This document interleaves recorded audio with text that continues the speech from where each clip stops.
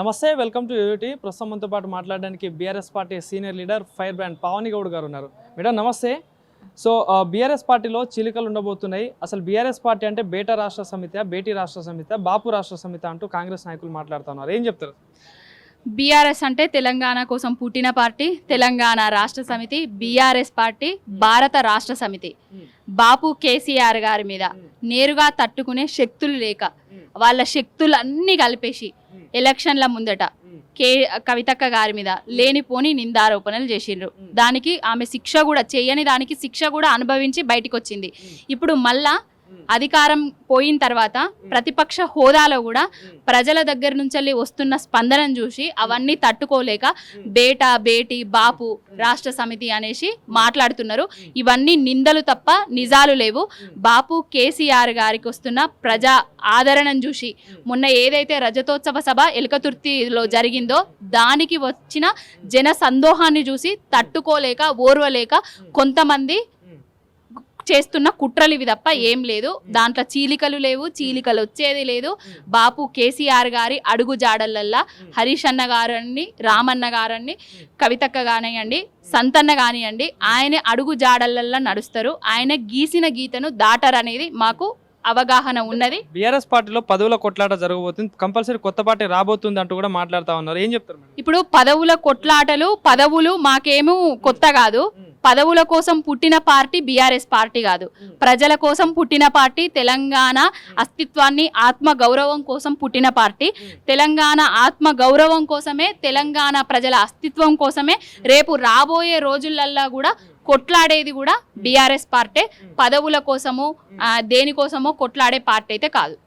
So రాష్ట్రంలో అందాల పోటీలు జరుగుతూ ఉన్నాయి. సో మొన్న కూడా చూసాం మనం, ఏదైతే తెలంగాణ మహిళల్ని అగౌరవపరిచే విధంగా చేస్తూ ఉన్నారని మాట్లాడుతూ ఉన్నారు. ఏం చెప్తారు దీనికి?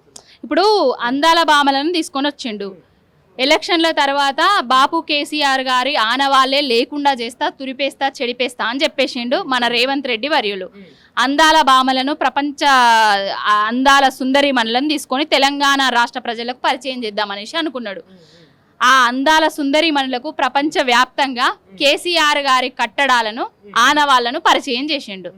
అంటే కేసీఆర్ గారి కట్టడాలు చెరిపేస్తే చెరిగిపోవడానికి అవి అక్షరాలు కాదు, చరిత్ర ఉన్నన్నాళ్ళు నిలిచిపోయే కట్టడాలు అనేసి చెప్పకనే చెప్పిండు.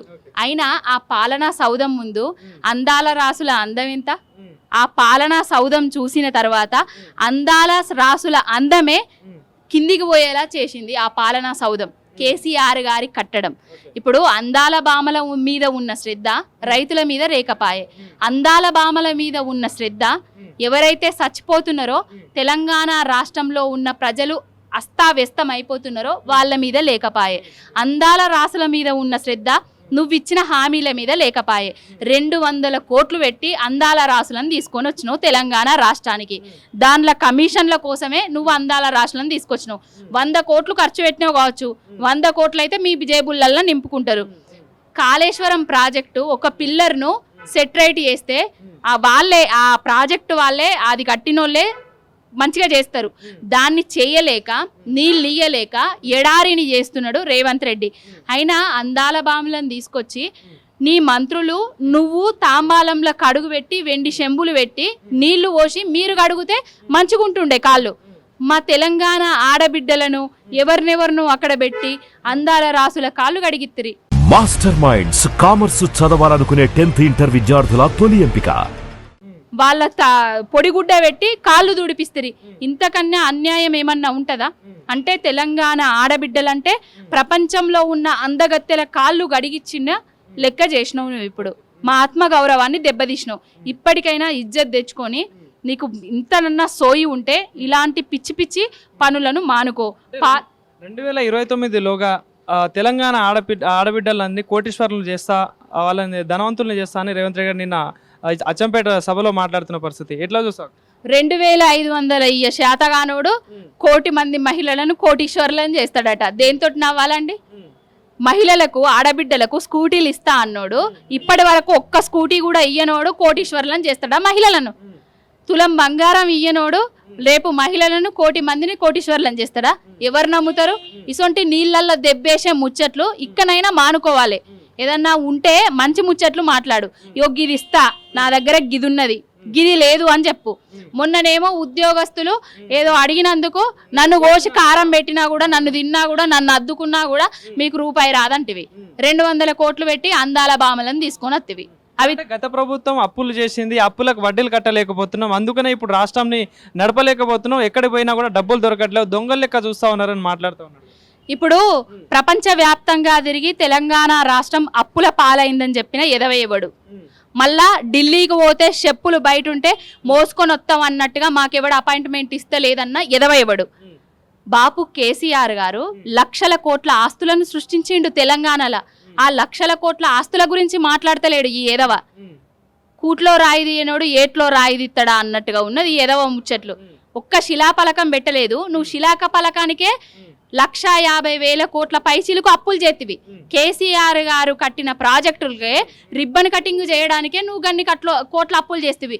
మరి తెలంగాణ రాష్ట్రం తీసుకొచ్చి తెచ్చిన తెలంగాణ రాష్ట్రంలో జిల్లాకు ఒక మెడికల్ కాలేజీ కట్టి, కాళేశ్వరం లాంటి ప్రాజెక్టును కట్టి, ప్రతి దగ్గర కలెక్టర్ సముదాయాలను కట్టి, ఐటీ టవర్లను కట్టి, ఇలాంటి పాలనా సముదాయాన్ని కట్టి, అక్కడున్న కమాండ్ కంట్రోల్ రూమ్ కట్టి ఎన్ని కోట్ల అప్పులు చేస్తుంది ఏంటిది? నీకు పరిపాలన చేతగాక, పాలన మీద అవగాహన లేక, అసలు ఎట్నుంచెల్లి ఎటు రొటేషన్ చేయాలనేసి విధానం తెలియక, ఒక విధానం తెలియని ఏదో మాట్లాడే మాటలు ఇవన్నీ. సో మొన్న కొండా సురేఖ గారు మాట్లాడిన వ్యాఖ్యలు ఎట్లా వస్తారు అంటే, సచివాలయంలో ఫైళ్లు కదలాలంటే కమిషన్లు ఇవ్వాల్సి వస్తుంది అని చెప్పేసి అంటున్నారు. కానీ దాని తర్వాత మళ్ళీ క్లారిటీ తోటి గత ప్రభుత్వంలో బీఆర్ఎస్ ప్రభుత్వంలో కమిషన్లు ఇస్తేనే ఫైళ్లు కదిలేటి అని మాట్లాడుతున్నారు. ఏం చెప్తారు దీనికి? ఇప్పుడు కొండక్క మనకు అందరికీ తెలిసిన విషయమే. కొండక్క ఎట్లా ఎవరి మీదనైనా బురదలుతుంది, ఎసొంటి మాటలైనా మాట్లాడుతుంది. కానీ రియాలిటీకి వచ్చింది ఇప్పుడు. కాంగ్రెస్ అంటేనే కమిషన్ల పాలన అనేసి కొండక్కనే చెప్పింది. కమిషన్ ఇయ్యందే అక్కడ పాలన సౌధం దగ్గర ఫైళ్లు కదలే అనేసి చెప్పగానే చెప్పింది. కాంగ్రెస్ అంటేనే కమిషన్. 2,000 ఇస్తేనే 20,000 రూపాయల ఏదన్నా బిల్ అయినా అది అయినా శాంక్షన్ చేసే పార్టీ కాంగ్రెస్ పార్టీ. 60 ఏళ్లల్లో కాంగ్రెస్ పార్టీ పాలించి తెలంగాణ రాష్ట్రంకి చేసిన ఒరిగిన అదేం లేదు. ఇప్పుడు 17 నెలలల్లా కాంగ్రెస్ ప్రభుత్వం అధికారంలోకి వచ్చి తెలంగాణకు చేసిన అదేం లేదు. అప్పటిదే ఇప్పుడు ఆనాడు సిరిసిల్లాను ఉరిసిల్లాను చేసిర్రు. ఆ ఉరిసిల్లాను పాపం రామన్న గారు అష్ట కష్టాల మీద మళ్ళీ సిరిసిల్లాను చేస్తే అదే సిరిసిల్లాను మళ్ళీ ఉరిసిల్లాను చేసిర్రు. గంతే, ఏం లేదు. కాంగ్రెస్ వచ్చింది, కరువు వచ్చింది, కాంగ్రెస్ వచ్చింది, కమిషన్లు వచ్చినాయి.